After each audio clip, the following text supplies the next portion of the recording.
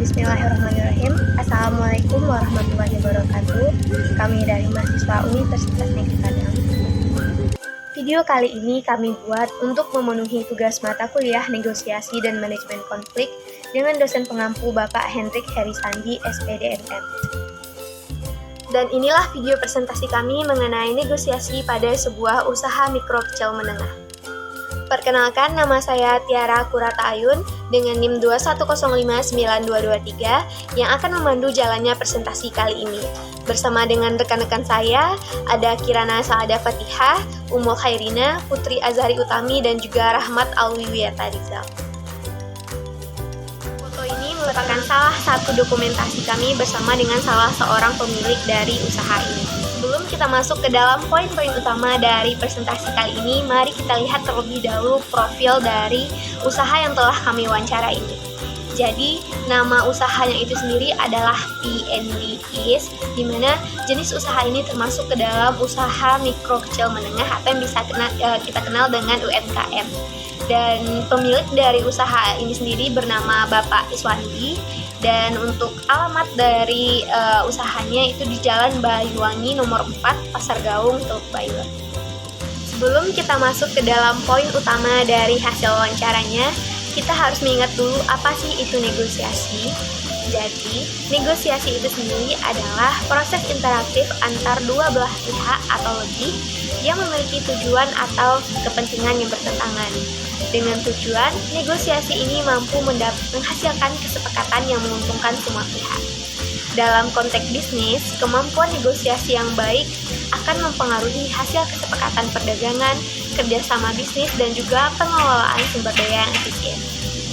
Dan sekarang mari kita masuk ke dalam poin-poin utama dari hasil wawancara kami dengan salah satu pelaku UMKM. Jadi poin yang utama akan saya jelaskan sendiri, yaitu tentang bagaimana sih pelaku UMKM ini mengembangkan strategi negosiasi mereka. Jadi, menurut Bapak Iswandi itu sendiri, ia melakukan kampanye pemasaran untuk mengetahui dan mengidentifikasi beberapa hal seperti apa sih produk favorit dari konsumen mereka, kapan waktu favorit konsumennya berbelanja, ataupun hal-hal lain yang perlu ia ketahui untuk meningkatkan penjualan. Selain itu, Bapak Iswandi juga memanfaatkan teknologi internet secara maksimal untuk berhubungan dengan konsumennya ataupun pihak-pihak yang terlibat dalam usahanya. Sekarang kita masuk ke dalam poin kedua dalam presentasi ini, yaitu tentang pendekatan yang digunakan dalam negosiasi oleh pelaku UMKM ini. Jadi, Bapak Is ini cenderung menggunakan pendekatan kompetitif dalam bernegosiasi karena dengan pendekatan ini ia mampu mempertahankan keunggulan bersaingnya dan juga memperkuat posisi di pasar yang kompetitif. Dan dengan pendekatan ini, ia mampu memperbaharui strategi pemasaran untuk memperkuat relevansi usahanya di pasar yang terus berkembang seperti pesaing yang kian semakin banyak. Baiklah, selanjutnya saya akan menjelaskan terkait faktor yang mempengaruhi proses negosiasi PND East ini. Yang pertama dari faktor internal, yaitu dari kepercayaan diri pribadi owner untuk memecahkan masalah, kehadiran masing-masing pihak untuk mencapai tujuannya, keterbatasan modal, kurangnya keterampilan tenaga kerja, dan juga kelemahan dalam akuntansi dan manajemen, serta terbatasnya kemampuan berinovasi. Selanjutnya faktor eksternal, yaitu dari kondisi pasar, persaingan, kebijakan perdagangan, kebiasaan konsumen, pola pikir, dan gaya hidup. Selanjutnya kondisi pasar dan persaingan memainkan peran dalam negosiasi UMKM PND East ini. Tantangan utama yang sering dihadapi antara lain persaingan yang ketat, perubahan kebutuhan dan preferensi pelanggan, serta regulasi dan kebijakan pemerintah. Selain itu, juga tantangan dalam pengelolaan stok barang yang kompleks dan rumit. Harus ada perencanaan yang baik, eksekusi yang tepat, dan strategi yang efektif. Usaha grosir ini tetap dapat berhasil dan meningkatkan penjualannya. Berikutnya, pihak yang terlibat dalam negosiasi UMKM PND East ini. Pihak yang terlibat dalam negosiasi pada usaha ini meliputi pemilik usaha grosir, pemasok atau distributor, dan kadang-kadang juga pihak pengecer. Selain itu juga melibatkan pihak ketiga yang disebut negosiator yang bertindak sebagai penengah antara pihak-pihak yang sedang berunding. Berikutnya, hubungan antara pelaku UMKM dan pihak-pihak yang terkait dalam pengaruhnya terhadap proses negosiasi. Yang pertama, pemilik usaha grosir, yaitu pelaku ekonomi yang mengelola usaha grosir, mengurusi aspek seperti produksi, distribusi, dan konsumsi. Pemilik usaha grosir ini memutuskan strategi bisnis, mengidentifikasi niche pasar, dan menjalankan bisnis. Selanjutnya, pemasok atau distributor merupakan perantara antara produsen dan pengencer. Mereka membeli produk dari produsen dalam jumlah besar dan kemudian menjualnya ke pengecer lebih kecil dengan harga yang lebih tinggi. Selanjutnya, pengecer. Pengecer adalah pihak yang membeli produk dari pengecer sebelumnya dan kemudian dijual ke konsumen. Mereka berperan dalam menyediakan produk ke pasar dan membantu memenuhi kebutuhan konsumen.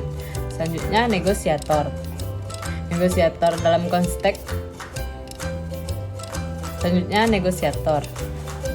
konteks usaha grosir, negosiator adalah pihak yang bertindak sebagai penengah antara pihak-pihak yang sedang berunding, seperti pelaku grosiran, pemasok, dan pengecer.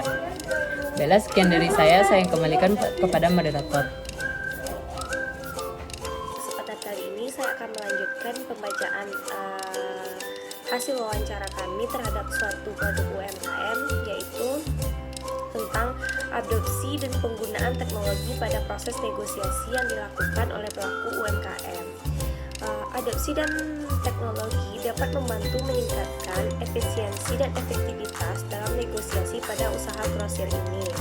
Teknologi komunikasi memungkinkan pemilik grosir untuk menyampaikan informasi tentang produk dan layanan kepada pelanggan, serta untuk menyampaikan permintaan dan kesepakatan dengan pemasok atau pengecer. Adopsi teknologi dapat memberikan manfaat yang signifikan dalam meningkatkan efisiensi dan efektivitas dalam negosiasi pada usaha grosir ini. Yang pertama yaitu pemilik grosir dapat menggunakan teknologi informasi untuk mengelola catatan pelanggan, otomatitas proses penjualan, dan memantau permintaan produk secara real time. Dan yang kedua yaitu pemilik grosir dapat beroperasi di pasar lokal menggunakan teknologi e-commerce untuk menjual produk melalui platform jual beli online. Nah, selanjutnya kita masuk kepada penanganan konflik selama proses negosiasi terjadi. Yang pertama yaitu melakukan komunikasi yang efektif dengan pihak-pihak yang terlibat dalam negosiasi. Mereka perlu mendengarkan dengan seksama dan mengungkapkan pendapat secara jelas untuk mencapai pemahaman yang lebih baik. Dan yang kedua yaitu mengelola emosi mereka sendiri dan pihak-pihak lain agar konflik dapat diselesaikan dengan baik. Dan yang terakhir yaitu mengedepankan kepentingan bersama dalam mengelola, lalu memastikan bahwa kesepakatan yang dicapai dapat memberikan manfaat bagi semua pihak yang terlibat. Nah, setelah kita mengetahui penanganan konflik yang terjadi selama proses negosiasi, kita bisa menentukan strategi untuk mengatasi konflik tersebut. Yang pertama bisa dilakukan dengan cara membangun kepercayaan. Membangun kepercayaan dengan karyawan, klien, dan pemasok untuk meningkatkan reputasi dan kinerja perusahaan. Yang kedua yaitu dapat dilakukan dengan cara pelayanan yang ramah, yaitu dengan cara menawarkan pelayanan yang ramah kepada konsumen, memberikan rasa kepercayaan penuh ketika ada konsumen yang ingin berhutang. Dan yang terakhir bisa dilakukan dengan cara integrasi dengan sistem saluran, mengintegrasikan saluran distribusi dengan sistem pemasaran variabel untuk menciptakan sistem perpaduan yang lebih ramah dan efisien. Mungkin sekian dari saya kembalikan kepada moderator. Poin selanjutnya yaitu penetapan kebijakan harga dalam negosiasi oleh pelaku UMKM. Dengan cara memahami situasi pasar dan faktor-faktor yang mempengaruhinya, seperti elastisitas permintaan terhadap harga, mempertimbangkan strategi negosiasi seperti menawarkan diskon khusus dalam pembelian grosir dan menggunakan strategi harga rendah untuk mendapatkan diskon dari pemasok. Tidak ada pola atau tren tertentu dalam penetapan harga dan diskon yang dapat diterapkan secara umum, karena setiap bisnis memiliki situasi pasar dan faktor-faktor yang berbeda-beda. Namun, dalam menetapkan harga dan diskon, perlu memperhatikan faktor-faktor seperti elastisitas permintaan terhadap harga. Poin selanjutnya, pemantauan dan evaluasi kinerja dalam negosiasi. Pemantauan dan evaluasi kinerja dalam negosiasi dilakukan dengan cara memantau hasil penjualan dan keuntungan yang diperoleh dari produk yang didiskon atau dibeli dengan harga yang ditawarkan. Memperhatikan umpan balik dari pelanggan dan pemasok terkait harga dan diskon yang ditawarkan, dan mengevaluasi strategi negosiasi yang digunakan dan memperbaikinya jika diperlukan.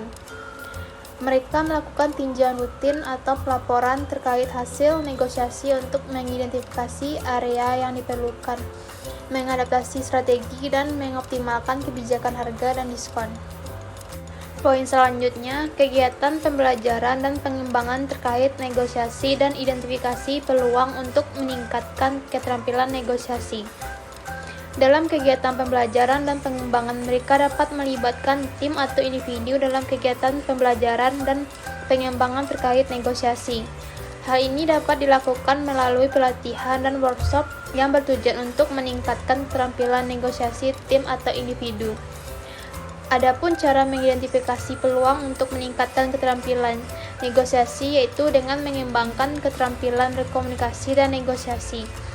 Mengembangkan keterampilan negosiasi, mereka memiliki grosiran dapat meningkatkan kemampuan mereka dalam bernegosiasi dengan pemasok, calon investor, pelanggan, dan karyawan, yang pada gilirannya dapat membantu mereka memperluas bisnis mereka. Saya akan menjelaskan materi selanjutnya yang di poin ke-13. Itu ada kondisi ekonomi di sekitar UMKM dan adaptasi khusus untuk mengatasi tantangan lingkungan tertentu. Pada UMKM ini, kondisi ekonomi dan sosial yang tidak stabil dapat mempengaruhi strategi negosiasi para grosir. Misalnya dalam situasi di mana pasar sedang lesu, para grosir mungkin cenderung akan menawarkan diskon atau harga khusus kepada pembeli untuk mendorong penjualan. Di sisi lain, dalam situasi di mana persaingan sangat ketat, para grosir mungkin perlu menyesuaikan strategi negosiasi mereka untuk mempertahankan pangsa pasar. Untuk mengatasi tantangan di lingkungan tertentu, dilakukan dengan cara peningkatan kualitas produk dan layanan, pemanfaatan teknologi, manajemen gudang yang efisien, analisis data pelanggan, dan fleksibilitas dalam menyesuaikan harga dan kebijakan diskon. Memperhatikan faktor lingkungan eksternal seperti perubahan iklim, polusi, serta regulasi perdagangan internasional. Selanjutnya, ukuran keberhasilan dalam proses negosiasi pada poin 14. Mengukur keberhasilan dalam proses negosiasi dapat dilakukan dengan cara memastikan bahwa kebijakan perencanaan diterapkan secara efektif dalam proses negosiasi. Hal ini mencakup pengukuran keberhasilan dari perencanaan dan kebijakan itu sendiri, memiliki kemampuan untuk memisahkan perasaan pribadi dari masalah yang dihadapi, berfokus pada kepentingan bukan posisi, dan mengumpulkan pilihan sebanyak mungkin untuk meningkatkan kualitas keputusan, serta mempertimbangkan pengukuran keberhasilan dalam proses negosiasi yang mencakup pengukuran keberhasilan dari perencanaan dan kebijakan, kemampuan negosiator, dan fokus pada kepentingan bukan posisi. Selanjutnya poin ke-15 itu ada indikator khusus yang dianggap sebagai pencapaian positif dalam negosiasi. Di sini kita memiliki 4 poin. Yang pertama yaitu kepuasan pelanggan merupakan indikator penting dalam bisnis grosir. Ketika pelanggan puas, ini dapat dianggap sebagai pencapaian positif dalam negosiasi usaha grosir. Poin kedua yaitu volume penjualan yang tinggi juga dapat dianggap sebagai pencapaian positif dalam bisnis grosir. Hal ini menunjukkan minat yang tinggi dari konsumen terhadap produk yang ditawarkan. Poin ketiga, komitmen pemasok menunjukkan bahwa pemasok menganggap kelanjutan hubungan dengan pembelinya merupakan hal yang harus dijaga dengan baik. Dan poin terakhir, keterhubungan pemasok yang baik juga dapat dianggap sebagai pencapaian positif dalam negosiasi. Sekian materi saya kembalikan pada moderator. Nah, dari penjelasan teman-teman saya sebelumnya, kita bisa mengambil sebuah kesimpulan bahwasannya wawancara dengan UMKM ini bisa memberikan kita pemahaman yang praktis dan juga berharga tentang penerapan negosiasi dalam konteks bisnis sehari-hari. Keberhasilan dan keberlanjutan dalam sebuah hubungan, baik dalam hubungan bisnis maupun hubungan interpersonal, sangat bergantung pada kemampuan bernegosiasi yang efektif. Selain keterampilan teknis, aspek psikologis dan juga emosional seperti kesadaran diri dan juga empati juga merupakan faktor penentu dalam keberhasilan untuk mencapai negosiasi yang optimal. Dan itulah tadi presentasi kami mengenai negosiasi pada sebuah UMKM. Semoga apa yang saya dan juga rekan-rekan saya sampaikan bermanfaat bagi teman-teman dan juga pelaku UMKM untuk melakukan negosiasi. Akhir kata, kami mohon maaf jika ada kesalahan. Saya akhiri dengan Assalamualaikum warahmatullahi wabarakatuh.